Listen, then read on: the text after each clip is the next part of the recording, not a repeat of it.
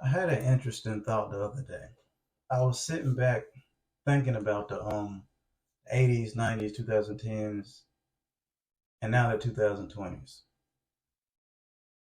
Even like back to the 80s. You always had like dominant teams that rattled off championships either back to back or they won like the bulk of the championships. Like you have like two or three teams like take the majority of the championships. Like in the 80s, you had the Sixers, Lakers, and Celtics. And at the end, it was like Detroit with the last one. In the 90s, it was the Bulls. 2000s, it was Lakers and the Spurs. And the Detroit Pistons got one again in between that. Then you had the 2010s where you could really say it was the Warriors and Steph. And then you could say it was LeBron. I'll give him credit for that. The East was his for the 2010s, and you could say kind of like the Spurs and Golden State for the 2010s, if you wanted to, pretty much. But now for like the 2020s, and this is what I'm starting to see. 2020, you had the Lakers winning. 2021, you had the Bucks winning. 2022, you had the Golden State Warriors winning. 2023, you had the Nuggets winning. Every year has been a different team. There's been no dominant team. The Nuggets seem like they shaping into being like the dominant team of the era because like Jokic he finally broke through and got his championship. Giannis got his championship, but it's looking like it's gonna be hard for him to get back. With the acquisition of Dame in the offseason, you would have thought that they'd be more dominant, but I guess it'll take more time. But time is time will tell on that to see if Milwaukee will be the or Giannis will be make his Bucks that dominant team, or Jokic will be the player to make his team the dominant team of this decade. Here's where I go with it. I went back and looked at the 70s because I remember the 70s really wasn't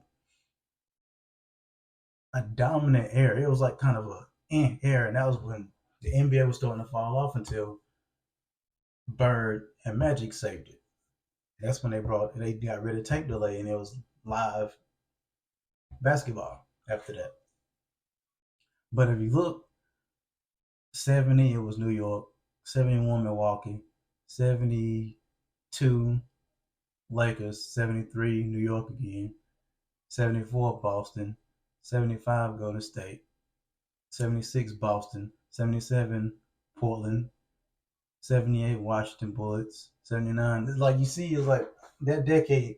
It was almost like a different team every. Pretty much it was a different team every year. But you had two teams win two championships out of that decade. Every other year was a different team, and it's looking like it's going to be a repeat of that decade. Kind of like the 2010s was like a repeat of like the 80s. It's looking like history is gonna kind of repeat itself, and like we go kind of, it'll kind of like adjust back to that parity. And like now that we have like parity back in the NBA, sort of, like the West is like jam packed. You have like it's like three or four teams at the top, and like a bunch of teams all there together. In the East, it's like four or five good teams. You got Milwaukee, Boston, Philly.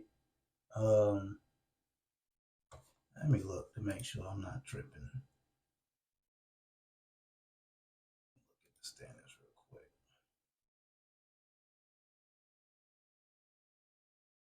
Yeah, Milwaukee, Boston, Philly, and you got Miami. You can't take your eyes off Miami because they always sneak up on teams in the postseason. But it's looking like it's gonna be that type of feel again, where it's gonna be like a different team every year that wins the championship because all these teams are kind of seeming like they evenly matched. You got a superstar on like a quarter of the teams in the NBA. You have some of the older superstars are falling off, like KD, Bron, Steph is starting to knock on that door of getting old, like Father Time is starting to creep up on him a little bit. Kawhi's been injured riddled for some time now. You got new superstars starting to come of age, like Giannis Jokic. Shai's looking like he's gonna be one of those players to win a Finals MVP and break through and win MVP and Finals MVP. Like he's looking like he's gonna be that type of player. Which brought to mind my theory that history will repeat itself, and the 2020s are gonna be just like the 1970s. I don't know.